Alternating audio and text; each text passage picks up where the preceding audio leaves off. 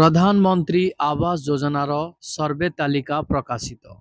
जदि आपण माने प्रधानमंत्री आवास योजना पाइबा पाए पंजीकरण प्रक्रिया समाप्त करिसंती, आपण माने एसोसिएट सर्वे करिथांतु कि सेल्फ सर्वे प्रक्रिया करिथांतु, तो आपण माने अपेक्षा करिसंती केंद्र सरकार तरफरु आपण मानकु केबे आवास घर मिलिबो।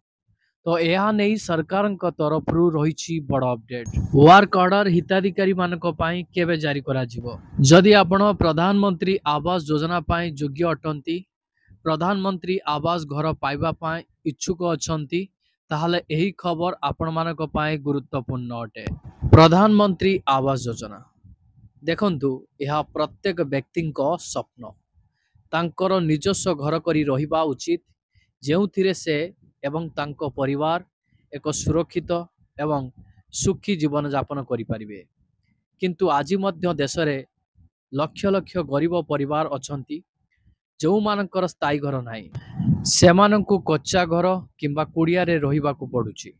एही समस्या को दूर करिवा पाई सरकार प्रधानमंत्री आवास योजना ग्रामीण आरंभ करिथिले। एबे पुणी थरे एही योजना अधीन रे ऑनलाइन आवेदन प्रक्रिया आरंभ करा जाउची। काहेकि ना बहुत हिताधिकारी अछंती एपर्यंत से माने आवेदन प्रक्रिया संपादन करि नाहंती। तो सरकार तरफरु पुणी आरंभ करा जाइची। आपण माने मध्य जो माने बाकी रहिचंती से माने आवेदन करि परिबे। योग्य व्यक्ति माने आवेदन करी घर पाइबार स्वप्न को सहजरे पूर्ण करि परिबे, जहा सरकार तरफरु रहिची सूचना। पीएम आवास योजनार लाभ।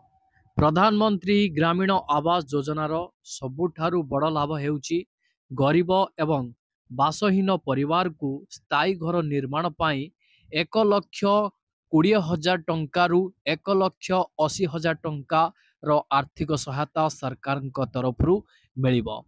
एही राशि सीधा सड़क बैंक अकाउंट को डीबीडी माध्यम रे स्थानांतरित करा जिवो, जहा द्वारा घरटी सठिक भावरे निर्माण होई पारिबो। एही योजना केवल कच्चा घररू मुक्ति दिए नहीं, बरं परिवार को सुरक्षा एवं सम्मान रो जीवन मध्य प्रदान करे। महिला मानकु एक सुरक्षित परिवेश एवं पिला मानकु पाठ पढ़िबा पाई एक भल परिवेश मिलिथाए। किस्ती रे देबाकु थिबा परिमाण। एही योजना रे हिताधिकारी को मोट 1,20,000 टंका मिलुथिला, किंतु सरकार तरफरु घोषणा होइथिला एबे हिताधिकारी को अधिक टंका मिलिबो, जहाँ राज्य सरकार तरफरु मध्य घोषणा होइथिला। आपण माने सामयिक सूचना पाइथिबे 1,80,000 टंका प्रदान करा जिवो, किंतु एही 1,80,000 टंका केमिति हिताधिकारी को मिलिबो ताहा एपर्यंत स्पष्ट करा जाय नै। किंतु पूर्वरु जो 1,20,000 टंका आपण मानकु मिलुतला, एही राशि को आपण मानकर 4टी किस्ती रे विभक्त करा जायछि। तो प्रथम किस्ती रे आपण मानकर 40,000 टंका मिलिबो, द्वितीय किस्ती रे आपण मानकु 30,000 टंका मिलिबो, तृतीय किस्ती रे आपण मानकु 25,000 टंका मिलिबो, चतुर्थ किस्ती रे आपण मानकु 25,000 टंका मिलिबो। एमिति आपण मानकु मोट 1,20,000 टंकार सहायता राशि मिलिथाए। किंतु सरकार तरफरु जेहेतु ए सहायता राशिटी बढ़ीची, तो तार केमिति कोन प्रक्रियाकरण रहिची कि केमिति हिताधिकारी को प्रथम किस्ती रे केते टंका मिलिबो, द्वितीय किस्ती रे केते टंका मिलिबो, तृतीय किस्ती रे केते टंका मिलिबो, चतुर्थ किस्ती रे केते टंका मिलिबो, सरकार एपर्यंत कौनसी स्पष्ट करि नाहंती। तो प्रधानमंत्री आवास योजनार जो नुआ सहायता राशिटी वृद्धि होई आसीबो, एहार नुआ अपडेट आसिले आपणक पाखरे तुरंत वीडियो पहुंची जिवो। सेति पई आपण चैनल को सब्सक्राइब करी पाखरे तिबा घंटी चिन्ह को दबाई दियंतु, वीडियो को गोटे लाइक कर दियंतु। प्रधानमंत्री आवास योजना एथर काहाकू मिलिबो। देखंतु एही योजनार लाभ समस्तଙ୍କୁ मिले नाही, किंतु केवल योग्य परिवार यार लाभ नहीं पारिबे। एथिपाई किछि शर्त मध्य स्थिर करा जायछि। एही मानकु केवल एथर प्रधानमंत्री आवास योजनार घर मिलिबाकु जाउछि। एक रे आपण मानकर आवेदनकारी बयस 18 वर्ष किंबा ताठारु अधिक होइतिबा आवश्यक। 2 रे आवेदनकारी नाम SCCC 2025 सर्वे तालिका रे रहिबा आवश्यक। 3 रे केवल ग्रामांचल रे रहुतिबा परिवार आवेदन करि पारिबे। 4 नंबर रे जहार पूर्वरु पक्का घर अछि से आवेदन करि पारिबे नाही। 5 रे जदि केही पूर्वरु अन्य कोनोसी सरकारी आवास योजनार लाभ उठाई सारिचंती तेबे से योग्य हेबे नाही। तो तो देखंतु अनेक सारा लोक रहिचंती सेमानकर पक्का घर थाई मध्य सेमाने आवेदन करिचंती किंतु सरकारଙ୍କ तरफरु ଏହା ମଧ୍ୟ ଘୋଷଣା करा जायछि जो माने प्रकृतर योग्य हिताधिकारी सेही माने ही केवल घर पाइबे किंतु कौनसी सुपारिश क्रमे अयोग्य हिताधिकारी को घर पाइबारे कौनसी सुविधा सुजोग प्रदान करा जिवो नाही सेमानकर पंजीकृतटी को खारज करा जिवो। देखंतु पूर्वरु भी किछि हिताधिकारी अछंती सरकारी योजना अधीन रे घर पाइबा पई सहायता राशि पाइथिले किंतु बहुत स्वल्प राशि पाइथिले सेतेबेल समय रे किंतु एबे सेमाने भी मध्य आवेदन करिसंती किंतु सेमानक फॉर्म मध्य रिजेक्ट कर देबे सरकार।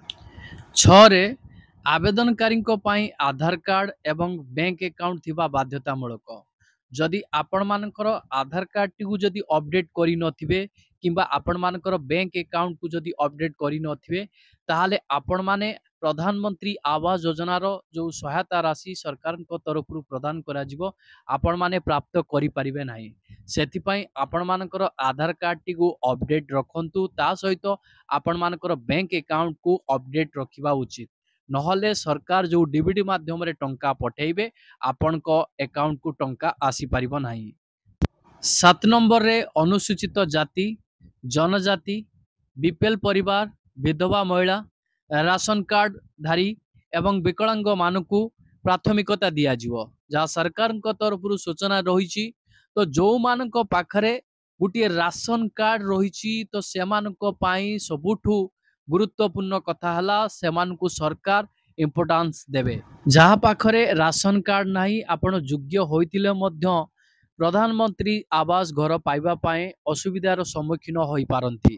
प्रधानमंत्री आवास योजना पाई गुरुत्वपूर्ण डॉक्यूमेंट प्रधानमंत्री आवास घर पाइबा को हेले आपणक पाखरे एही गुरुत्वपूर्ण डॉक्यूमेंट्स रहितबा दरकार काहे कि ना एही डॉक्यूमेंट्स गुड़िकर वेरिफिकेशन प्रक्रिया जारी करा जिवो। देखंतु आवेदन करिया पाई तो आपण मानकर एही सब डॉक्यूमेंट्स अपलोड आपण निहाती करिथिबे किंतु सेही डॉक्यूमेंट्स गुड़िकर ओरिजिनल आपणक पाखरे निहाती रहितबा दरकार।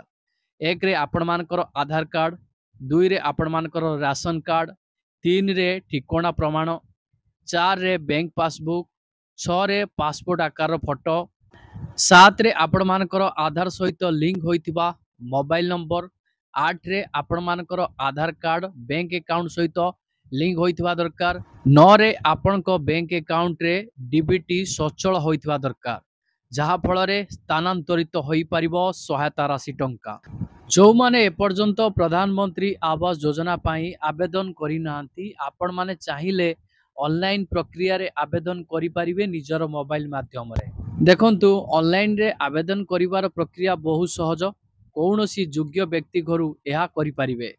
1 रे आपण माने सर्वप्रथमे प्रधानमंत्री आवास योजना ग्रामीण रो ऑफिशियल वेबसाइट को जानतु 2 रे सेठारे आवास प्लस सर्वे रो विकल्प चयन करंतु 3 रे एबे सेल्फ रजिस्ट्रेशन उपरे क्लिक करंतु एवं नाम ठिकाना जिला पंचायत मोबाइल नंबर भली सूचना पूर्ण करंतु 4 नंबर रे एहा परे आधार नंबर प्रवेश करंतु एवं फेस ऑथेंटिकेशन करंतु 5 नंबर रे सफल प्रमाणीकरण परे एमपिन सेट करंतु 6 नंबर रे परवर्ती पृष्ठ रे समस्त आवश्यक डॉक्यूमेंट अपलोड करंतु 7 नंबर रे समस्त सूचना जांच करंतु एवं सबमिट बटन उपरे क्लिक करंतु 8 नंबर रे आवेदन दाखल करिबा परे आपण एक आवेदन परिचय पत्र पाइबे जहाकू सुरक्षित रखिबा उचित जहा वेरिफिकेशन समय रे आपण मानकू सहाय्य करिवो।